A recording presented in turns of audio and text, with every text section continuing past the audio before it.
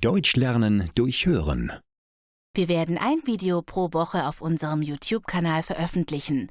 Abonnieren Sie bitte den Kanal und klicken auch auf die Glocke, damit Sie dann automatisch benachrichtigt werden, wenn ein neues Video online ist.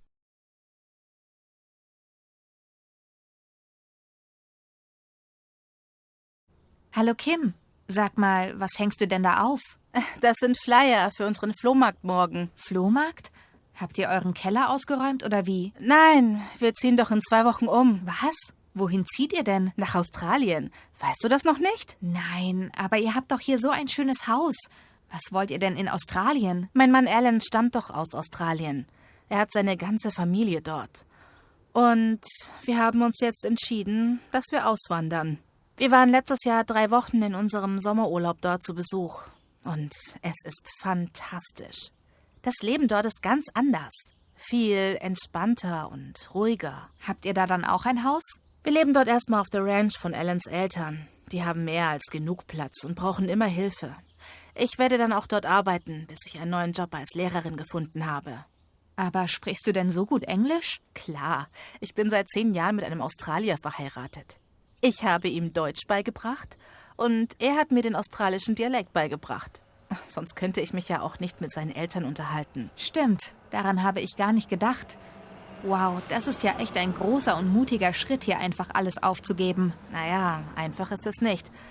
Aber ich freue mich auf das neue Leben und die neuen Erfahrungen. Das ist echt mutig, aber es klingt sehr spannend. Ja, ich bin auch schon ein wenig aufgeregt und nervös. Aber wir haben gespart und alles geplant. Deshalb machen wir morgen einen großen Flohmarkt und verkaufen alle unsere Sachen. Wir können natürlich nicht viel nach Australien mitnehmen, nur Kleidung und persönliche Gegenstände. Der Rest wird verkauft. Verstehe. Was ist denn dann mit euren beiden Hunden? Verkauft ihr die auch? Nein, natürlich nicht. Die reisen mit uns. Wir haben für beide im selben Flugzeug, mit dem wir nach Australien fliegen, einen Platz gebucht.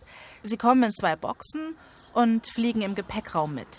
In Australien müssen sie zwar erst einmal für 2 Wochen in Quarantäne bleiben, aber dann können wir Jack und Sam abholen. Gut, ansonsten hätte ich sie genommen. Die beiden sind so liebenswert. Ja, das sind sie. Aber ich kann die beiden nicht einfach abgeben. Sie sind schon bei mir, seitdem sie noch ganz kleine Welpen waren.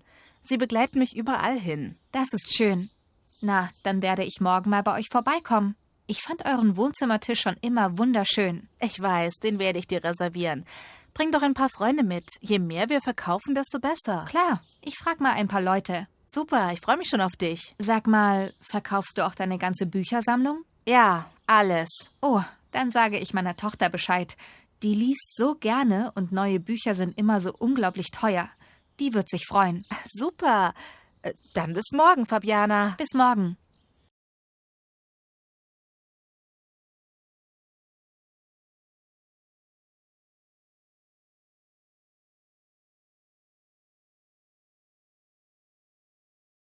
Schönen guten Tag. Sie sprechen mit der Service-Hotline vom Porter Einrichtungshaus. Bitte haben Sie noch einen Moment Geduld. Der nächste freie Service-Mitarbeiter steht gleich für Sie bereit. Na super. Warteschleife. Guten Tag, Serviceabteilung von Porter Einrichtungshaus. Sie sprechen mit Dominik Bergmann. Wie kann ich Ihnen helfen? Guten Tag, mein Name ist Simone Winter. Ich habe letzte Woche eine Einbauküche im Möbelhaus bei Ihnen gekauft. Jetzt habe ich gerade eben nochmal die Auftragsbestätigung durchgelesen. Dabei ist mir aufgefallen, dass der Liefertermin falsch angegeben ist. Da schaue ich gern mal für Sie nach. Sagen Sie mir bitte die Nummer des Kaufvertrags. Die steht oben rechts in der Ecke. Das ist die 1683894. In Ordnung. Da habe ich Ihren Auftrag. Als Liefertermin ist hier der 25. Mai 2020 vorgemerkt. Ja, so steht das bei mir auch. Aber ich hatte mit der Verkäuferin besprochen, dass die Küche so schnell wie möglich geliefert werden soll. Wir haben gerade ein Haus gebaut und die Küche wird nächste Woche fertig. Wir wollen in 3 Wochen einziehen und dann hätten wir die Küche schon gern zeitnah. Das kann ich natürlich sehr gut verstehen. Ich schaue mal kurz nach, wie die Lieferzeiten des Küchenherstellers sind. Das wäre nett. Also, der Hersteller hat momentan eine Lieferzeit von 3 bis 6 Wochen. Sobald die Möbel bei uns angekommen sind, können wir einen Montagetermin mit Ihnen vereinbaren. Allerdings geht das erst, wenn die Möbel bei uns eingetroffen sind. Das verstehe ich. Aber die Möbel müssen schnellstmöglich geliefert werden, nicht erst nächstes Jahr im Mai. Das habe ich so eingetragen. Sie bekommen dann nochmal eine geänderte Auftragsbestätigung per E-Mail, in der das neue Datum vermerkt ist. Vielen Dank. Und wie lange dauert es dann etwa, bis wir einen Montagetermin bekommen? Wenn die Möbel bei uns eingetroffen sind, meldet sich am selben Tag noch das Montageteam bei Ihnen und vereinbart einen Termin. Dann kommt es nur darauf an, wie flexibel Sie zeitlich sind. Das ist kein Problem. Ich arbeite von zu Hause aus und bin also immer da. Das ist doch super. Dann warten Sie, bis sich meine Kollegen bei Ihnen melden. Sollten Sie in 6 Wochen noch nichts gehört haben, dann rufen Sie einfach nochmal bei mir an. Dann schaue ich gerne nach, wo das Problem ist. In Ordnung, das mache ich. Ach so, mir fällt gerade noch ein, dass wir die Elektrogeräte ja selbst besorgen. Bauen die Monteure die dann trotzdem mit ein? Wenn sie noch original verpackt sind, dann bauen die Kollegen Ihnen die Geräte für 40 € pro Gerät in die Küche ein. Das besprechen Sie dann am besten, wenn Sie wegen des Termins angerufen werden, damit die Monteure auch Bescheid wissen. Alles klar, dann vielen Dank für Ihre Hilfe. Sehr gern, Frau Winter. Wenn noch irgendetwas sein sollte, dann melden Sie sich wieder. Wir sind jederzeit für Sie da. Dankeschön, das ist sehr nett. Auf Wiederhören. Auf Wiederhören.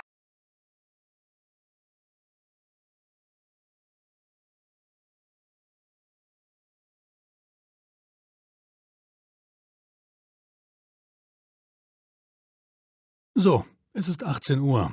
Ich mache jetzt Feierabend. Was? Schon so spät? Ich glaube, ich habe für heute auch genug. Ich komme direkt mit. Dann warte ich noch kurz auf dich. Kannst du schon mal die Kaffeemaschine sauber machen? Das haben die Kollegen sicher wieder vergessen. Das habe ich schon erledigt. Und den Geschirrspüler habe ich auch schon leer geräumt. Super. Sind die Fenster in allen Büros zu? Heute Nacht soll es stürmisch werden. Keine Sorge. Ich habe bereits alle Fenster geschlossen. Prima. Dann müssen wir ja nur noch die Post mitnehmen. Ich hoffe, dass die diesmal schon frankiert ist. Die hat Manuela schon mitgenommen. Wir müssen nur noch die Alarmanlage einschalten, wenn wir gehen. Alles andere ist bereits erledigt. Super. Dann ab nach Hause. Nimm lieber deinen Regenschirm mit. Es wird bestimmt gleich regnen. Oh ja, den hätte ich fast vergessen. Danke für die Erinnerung. Gerne. Dein Fenster musst du allerdings auch noch schließen. Oh je, ich mache mir Gedanken um alle anderen Dinge im Büro, aber meine Sachen vergesse ich. Ich glaube, ich brauche unbedingt mal wieder Urlaub. Dann gönn dir doch einfach mal wieder ein verlängertes Wochenende und fahr irgendwo hin. Dann kannst du neue Energie tanken. Prima Idee. Ich werde darüber nachdenken. So, jetzt aber los, bevor das Unwetter draußen richtig losgeht. Ich komme schon.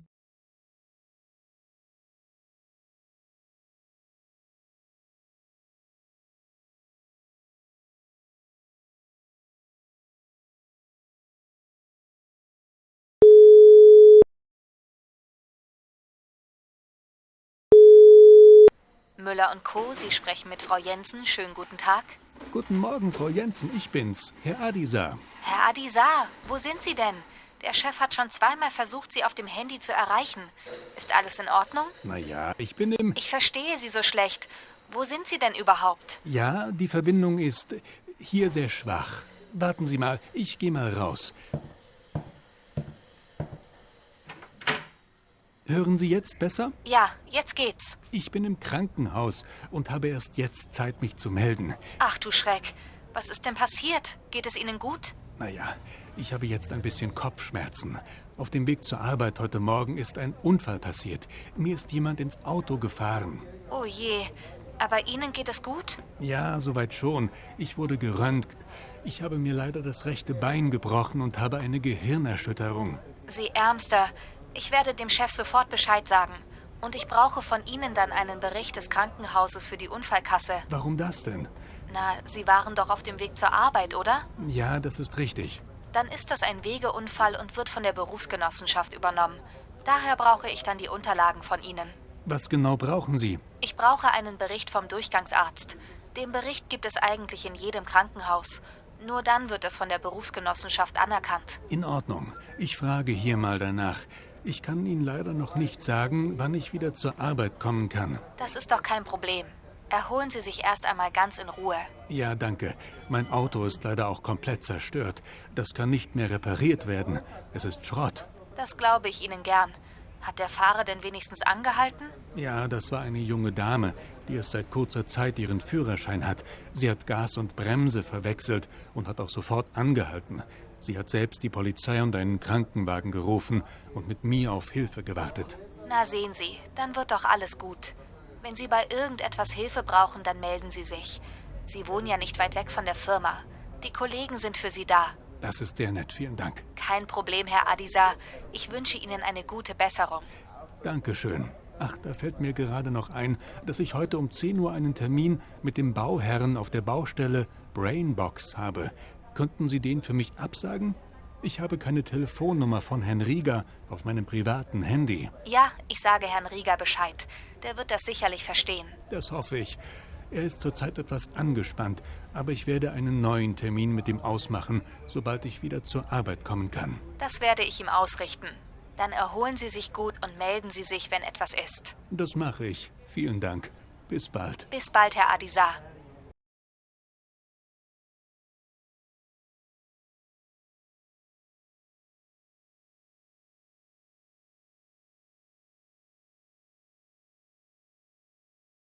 Grüß Gott. Was kann ich für Sie tun? Guten Tag, mein Name ist Schmidt. Ich brauche einen Kredit. In Ordnung. Dann kommen Sie bitte mit an meinen Schreibtisch. Wie hoch soll der Kredit denn sein? Ich brauche 10.000 Euro. Und für welchen Zweck brauchen Sie das Geld? Wieso wollen Sie das wissen? Ist das nicht egal? Es gibt verschiedene Modelle von Krediten. Der für ein Haus ist von den Konditionen ganz anders als der für ein Auto zum Beispiel. Verstehe. Meine Frau und ich haben ein altes Haus gekauft und renovieren es gerade. Nur ist leider die gesamte Elektrik im Haus so alt, dass alles erneuert werden muss. Damit haben wir nicht gerechnet. Daher brauchen wir einen Kredit. Ah, das ist ja ärgerlich. Dann schaue ich mal, was ich für Sie tun kann. Das wäre super. Haben Sie denn ein Bankkonto bei uns? Ja, hier ist meine EC-Karte. Sehr gut. Dann schaue ich mal rein. Brauchen Sie sonst noch Unterlagen? Nein, ich kann Ihr Einkommen anhand des Bankkontos nachverfolgen. So, Sie müssen ja den Kredit abbezahlen und jeden Monat Zinsen für den Kredit bezahlen. Ihr Einkommen ist seit Jahren stabil. Das sollte also kein Problem sein. Puh, da fällt mir ein Stein vom Herzen. Das glaube ich Ihnen gern. So, dann füllen wir gemeinsam den Kreditvertrag aus und dann wird auch direkt vom System innerhalb von wenigen Minuten entschieden, ob er genehmigt wird. Wann kann ich dann mit der Auszahlung des Geldes rechnen? Nach der Genehmigung steht Ihnen der Betrag von 10.000 Euro innerhalb von 24 Stunden zur Verfügung. Perfekt. Dann kann ich direkt die Elektrofirma beauftragen.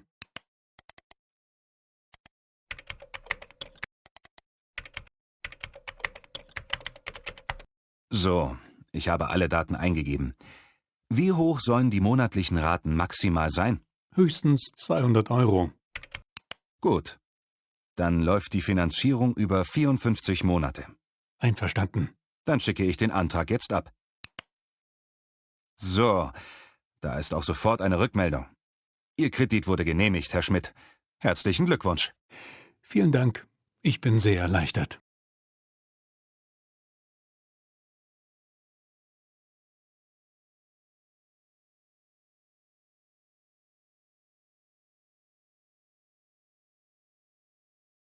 Schönen guten Tag. Was kann ich für Sie tun? Guten Tag. Ich brauche 2 Zugtickets. Wo soll es denn hingehen? Mein Mann und ich möchten gern nach Stuttgart fahren. In Ordnung. Wann möchten Sie denn nach Stuttgart fahren? Am Samstag. Diesen Samstag? Ja, genau. Also Hinfahrt am 18.12.2020. Von Berlin Hauptbahnhof? Ja, vom Hauptbahnhof. In Ordnung. Also am 18.12.2020 von Berlin Hauptbahnhof nach Stuttgart Hauptbahnhof für 2 Erwachsene. Wann möchten Sie zurückfahren? Das weiß ich noch nicht so genau. Also, wir besuchen unsere Tochter in Stuttgart und sie weiß noch nicht, ob sie am Dienstag noch Urlaub bekommt. Wenn nicht, dann fahren wir am Montagnachmittag wieder zurück. Aber wenn sie Urlaub bekommt, dann würden wir gern erst am Dienstagnachmittag nach Hause fahren. Geht das? Das ist kein Problem. Es gibt sogenannte Flex-Tickets. Die sind eine ganze Woche gültig und Sie können jeden Zug dieser Verbindung nehmen. Das ist prima. Dann nehmen wir 2 Flex-Tickets. Möchten Sie Sitzplätze reservieren? Kostet das extra? Ja, für die Reservierung fallen pro Person und pro Fahrt 4 Euro Gebühren an. Das wären dann insgesamt 16 Euro. Benötigen wir denn eine Reservierung? Wissen Sie, ob der Zug sehr voll ist? Das kann ich Ihnen nicht vorhersagen. Na gut, dann nehmen wir lieber eine Sitzplatzreservierung. Bitte nebeneinander. Möchten Sie in einem Großraumwaggon oder in einem Abteil sitzen? Ein Abteil wäre schön, da ist es ruhiger. Am Fenster oder am Gang? Am Fenster bitte. Alles klar? Habe ich für Sie gebucht. Kann ich sonst noch etwas für Sie tun? Ja, unseren Hund, den Chico, den würden wir auch gern mitnehmen. Wie groß ist Ihr Hund? Das ist ein kleiner Chihuahua, der sitzt dann auf meinem Schoß. Das wird nicht möglich sein. Ihr Hund muss in einer Box oder Transporttasche sein. Nur dann dürfen Sie den Hund in den Zug mitnehmen. Was? Oder Sie legen ihm einen Maulkorb an. Das geht auch. Einen Maulkorb? Für einen Chihuahua? Nein, auf keinen Fall. Sehen Sie, wir müssen auch für die Sicherheit der anderen Passagiere sorgen. Und es gibt eben auch Menschen, die Angst vor Hunden haben. Und auch die sollen sich wohlfühlen. Okay, das verstehe ich. Dann werde ich eine schöne Stofftasche besorgen. Ist das in Ordnung? Ja, Sie müssen allerdings darauf achten, dass die Tasche komplett mit einem Reißverschluss zu schließen ist, sodass der Hund nicht einfach rausspringen kann. Darauf werde ich achten. Alles klar. Dann buche ich noch ein Ticket für Ihren Hund dazu. Mein Chico bekommt ein eigenes Ticket? Ja, Hunde bekommen das ermäßigte Kinderticket, da sie ja keinen Sitzplatz benötigen. Das klingt logisch. So, hier sind Ihre Tickets. Das macht dann zusammen 63 Euro. Das ist ja günstig. Da hätten wir ja viel mehr bezahlen müssen, wenn wir mit dem Auto gefahren wären. Mein Mann wollte mir das nicht glauben. Und außerdem schonen Sie noch die Umwelt. Das ist doch super. Vielen Dank für Ihre Hilfe. Sehr gern. Einen schönen Tag noch. Das wünsche ich Ihnen auch. Tschüss. Tschüss.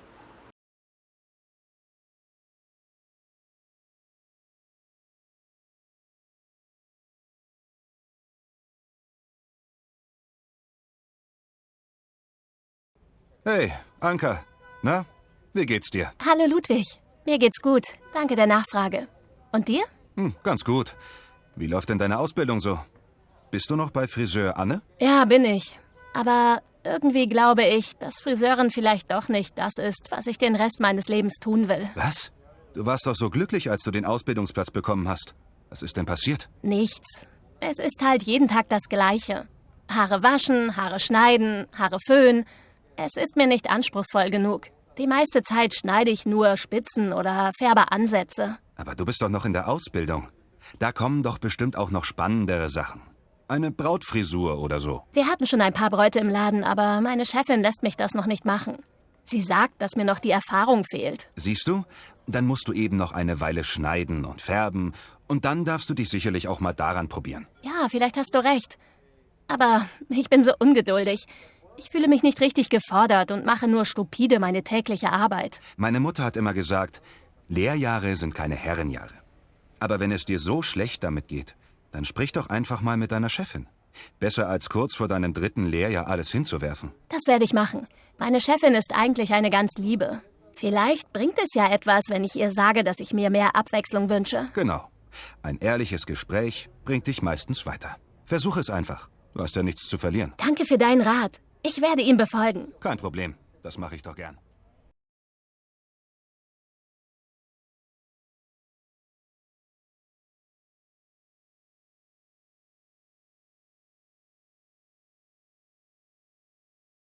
Schau mal, hier. Die Flugtickets in die Türkei sind günstig wie noch nie. Wirklich? Dann lass uns doch direkt unseren Sommerurlaub fürs nächste Jahr buchen. Willst du schon wieder in die Türkei fliegen? Warum denn nicht? Es war doch wunderschön dort. Ja, aber viel zu heiß. Diese Hitze ist ja nicht auszuhalten. Man kann ja kaum rausgehen. Da hast du recht. Wieso buchen wir nicht einfach erst für September? Meinst du, dass es dann besser ist? Ja. Ich habe mich beim letzten Urlaub dort mit dem Hotelmanager unterhalten. Er sagt, dass es nur zwischen Juni und August so extrem heiß ist. Gut, dann buchen wir für September. Dann sind auch keine Ferien hier in Deutschland. Dann haben wir unsere Ruhe dort. Oh ja, die Kinder am Pool waren letztes Jahr sehr laut und anstrengend. Ich will dort einfach nur die Ruhe genießen. Ich schaue gleich mal auf der Internetseite des Hotels nach, ob im September etwas frei ist. Und dann buche ich direkt unsere Flüge. Und buch bitte direkt Mitfahrt zum Flughafen und vom Flughafen zum Hotel. Das hatten wir beim letzten Mal vergessen, weißt du noch? Ja, das war ein riesiges Chaos, bis wir den richtigen Bus zum Hotel gefunden hatten. Das passiert uns nicht nochmal. Ach, ich freue mich jetzt schon wieder drauf. Ich wollte mich doch endlich mal entspannen. Das ist fantastisch.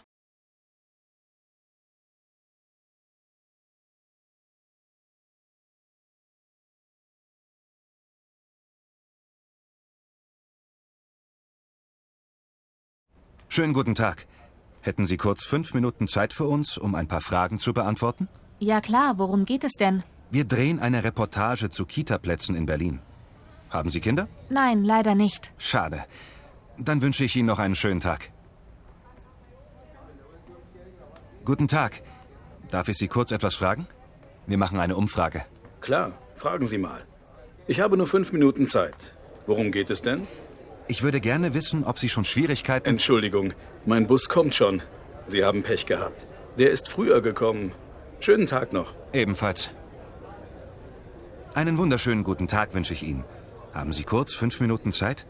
Wir wollen Ihnen nur ein paar Fragen stellen. Ja, aber nur ganz kurz. Ich muss meine Tochter von der Kita abholen. Perfekt. Genau um dieses Thema geht es. Wir drehen eine Reportage zu den Berliner Kita-Plätzen. Wie sind da Ihre Erfahrungen? War es leicht für Ihre Tochter, einen geeigneten Platz zu bekommen? Nein, überhaupt nicht. Als meine Tochter Julia im August letzten Jahres geboren wurde, wussten wir schon, dass es schwierig wird, einen Kita-Platz zu finden. Wir haben uns direkt nach der Geburt in vielen Kitas auf die Warteliste setzen lassen. Sie mussten sich also direkt nach der Geburt darum kümmern? Ja, sonst hätten wir nicht rechtzeitig einen Platz bekommen. Ich muss ja nach einem Jahr auch wieder arbeiten. Und hatten Sie dann rechtzeitig einen Platz? Nein, leider nicht. Wir hatten zuerst gar keinen Platz. Aber eine der Kitas hat im Sommer neu eröffnet und dort konnte Julia einen Platz bekommen. Wie fühlen Sie sich als Mutter dabei? Naja, es ist kein schönes Gefühl, wenn man nach langer Zeit wieder zur Arbeit gehen muss, aber keine Betreuung für das einjährige Kind hat. Mein Arbeitgeber war zum Glück sehr verständnisvoll und hat mich noch einen weiteren Monat freigestellt. Aber Geld habe ich in diesem Monat weder vom Staat noch von meinem Arbeitgeber erhalten. Das war auch nicht einfach. Sind Sie der Meinung, dass das Land Berlin mehr Plätze für Kinder bereitstellen muss? Auf jeden Fall. Ich fühlte mich sehr alleingelassen und war bei mehreren öffentlichen Stellen. Aber ich habe immer nur zur Antwort bekommen, was sollen wir denn machen? Wir haben nicht mehr Kitas. Wir können keine Plätze zaubern. Das war sehr nervig. Das Land Berlin ist verpflichtet, jedem Kind einen Betreuungsplatz zu geben. Haben Sie auch daran gedacht, zu klagen? Nein, soweit kam es bei uns ja zum Glück nicht. Wir sind froh, dass wir nun eine Kita gefunden haben und sind dort auch glücklich. Julia fühlt sich wohl und die Erzieher sind sehr herzlich. Man kann sich die Kita ja leider nicht aussuchen. Wenn man einmal einen Platz hat, kann man nur hoffen, dass die Chemie auch stimmt. Einen anderen Platz zu bekommen, ist unmöglich. Eine letzte Frage noch. Wie weit liegt die Kita Ihrer Tochter von ihrer Wohnung entfernt? Wir wohnen 10 Kilometer von der Kita entfernt. Das ist aber kein Problem, denn es liegt auf meinem Arbeitsweg. Ich muss jetzt auch los zu meiner Tochter. Vielen Dank für Ihre Zeit. Einen schönen Nachmittag noch. Und grüßen Sie die kleine Julia von mir. Das mache ich. Vielen Dank. Auf Wiedersehen. Auf Wiedersehen. Schönen guten Tag. Hätten Sie kurz Zeit, um uns ein paar Fragen zu beantworten?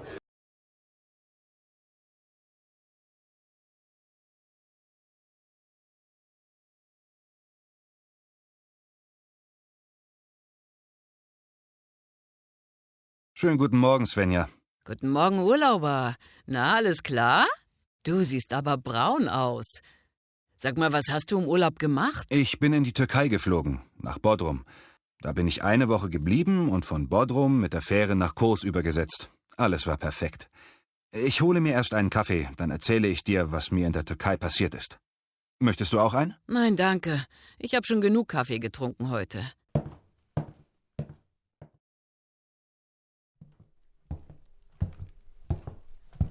Guten Morgen, Frau Heller. Guten Morgen, Herr Korn. Sie sehen aber noch ganz schön müde aus. Ja, das bin ich auch. Stellen Sie sich vor, was ich gestern noch erlebt habe. Erzählen Sie doch mal. Wir hatten ja gestern Inventur und ich musste bis 20 Uhr im Büro bleiben. Deshalb kam ich sehr spät nach Hause. Ich hatte geduscht und mich gerade auf meine Couch gelegt, um mir einen Film anzusehen, als es plötzlich an meiner Tür geklingelt hat. Und? Wer war da? Alle meine Freunde und Verwandten. Was? Wieso denn das? Gab es einen bestimmten Anlass? Ich hatte gestern meinen 30. Geburtstag, aber ich wollte eigentlich nicht feiern. Ich bin kein Freund von großen Partys zu Hause. Ach, davon wusste ich ja gar nichts. Ich wünsche Ihnen nachträglich noch alles Gute. Danke, Frau Heller. Ich feiere meinen Geburtstag eigentlich nicht. Es ist ja auch nur ein Tag wie jeder andere. Na, das sehen Ihre Freunde aber anders. Wie war denn Ihr Abend gestern? Ich muss ehrlich sagen, dass es richtig schön war. Meine Gäste haben Essen und Getränke mitgebracht und wir haben bis spät in die Nacht gefeiert. Zum Schluss sind wir um 2 Uhr in einen Club gefahren. Erst gegen Morgen bin ich ins Bett gekommen. Es war richtig schön, dass wir uns alle mal wieder getroffen haben. Das hatten wir lange nicht mehr. Na, sehen Sie, vielleicht sollten Sie noch mal darüber nachdenken, ob Sie Ihren Geburtstag künftig nicht doch feiern wollen. Das werde ich. Ich kann Ihnen nicht einmal genau erklären, warum ich nicht feiern möchte. Probieren Sie es doch einfach mal aus. Wieso sollen Sie denn nicht gleich morgen mit den Kollegen aus der Abteilung feiern? Das ist eine gute Idee. Ich werde morgen Kuchen für alle mitbringen. Das ist doch ein guter Anfang. Sie werden sehen, Ihre Kollegen werden sich freuen. Das denke ich auch. Danke für den Tipp, Frau Heller. Gerne. Ich freue mich auch auf den Kuchen. Haben Sie einen speziellen Wunsch? Ich esse total gerne Bienenstich. Dann bringe ich Ihnen ein Stück mit. Als Dank für Ihre Hilfe. Ach, das ist doch nicht nötig. Doch, das ist es. Ich fühle mich geschmeichelt.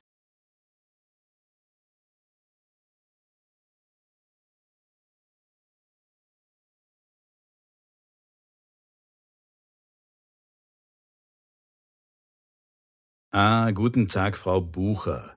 Schön, dass Sie jetzt bei uns im Team sind. Wie ist denn Ihr erster Arbeitstag? Hallo, Herr Dr. Weber. Ich bin total froh, dass ich hier sein kann. Natürlich ist alles noch neu für mich. Ja klar, Sie müssen sich erst orientieren. In der Personalabteilung waren Sie schon? Ja, natürlich. Die haben mir auch schon das Namensschild und die Dienstkleidung gegeben. Ich habe mir auch schon den Fütterungsplan angeschaut. Das ist ja alles perfekt organisiert. Dazu habe ich auch noch eine Frage. Die Türen zu den Käfigen sind ja alle mit Passwörtern gesichert.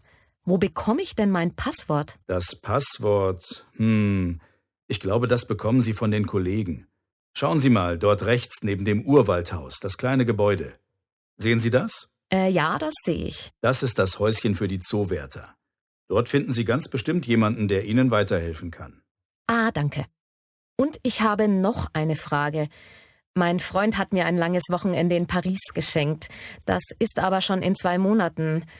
Wissen Sie, ob ich mir so früh schon einen Urlaubstag nehmen kann? Das sollte kein Problem sein. Am besten, Sie schauen erst mal auf den Dienstplan. Vielleicht haben Sie an dem Tag ohnehin frei. Und wenn nicht, gehen Sie bitte in die Personalabteilung. Dort holen Sie sich einen Urlaubsantrag. Den füllen Sie aus und reichen ihn bei mir ein. Den Rest erledigt die Personalabteilung. Das hört sich gut an. Danke. So, und jetzt gehen Sie am besten erstmal zu Ihren Kollegen und lassen sich unseren Zoo mal ganz in Ruhe zeigen. Ich wünsche Ihnen viel Spaß bei uns. Danke, Herr Dr. Weber. Den werde ich sicher haben.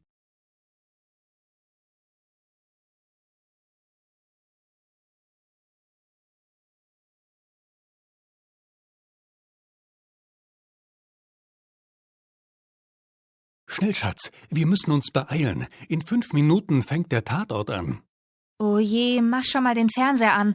Ich muss noch mal schnell auf die Toilette. Wir brauchen auch noch Knabberzeug. Ja, ich habe Tortilla-Chips und verschiedene Dips gekauft. Auch den Käsedip, der so schön scharf ist? Natürlich, Schatz. Und verschiedene Chips. Einmal die mit Käsegeschmack und die scharfen. Ich dachte, die wären vielleicht was für dich. Super. Aber mach die Chips bitte in verschiedene Schüsseln. Ich mag die scharfen nicht. Die kannst du ganz allein essen. Alles klar, mach ich. Sag mal, haben wir auch noch Pistazien? Weiß ich nicht genau. Schau mal bitte in dem linken Schrank in der untersten Schublade. Wenn da keine sind, dann haben wir die beim letzten Mal aufgegessen.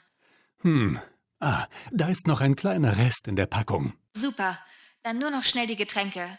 Noch 2 Minuten. Schnell, schnell. Nimm die Knabbersachen mit ins Wohnzimmer. Ich bringe die Getränke mit. Ich bin schon unterwegs. So, geschafft. 20:14 Uhr. Perfekt. Das ist aber nicht der Tatort. Hä? Wieso denn das? Heute ist doch Sonntag, oder? Heute ist Samstag. Oh nein. Dann kommt der Tatort erst morgen. Ich kann dir auch sagen, warum wir dachten, dass heute Sonntag ist. Am Freitag war ein Feiertag. Das war für uns quasi schon der Samstag. Stimmt, da hast du recht. Na super. Dann lass uns doch schauen, was sonst noch läuft. Vielleicht finden wir ja einen schönen Film, den wir gemeinsam sehen können. Oh, schau mal. Da kommt Ben is Back mit Julia Roberts. Den wollte ich schon immer mal sehen, aber ich habe es nie geschafft. In Ordnung, Schatz. Dann sehen wir den.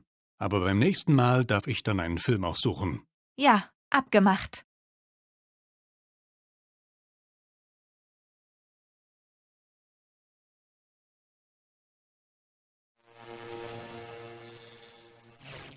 Deutsch lernen durch Hören.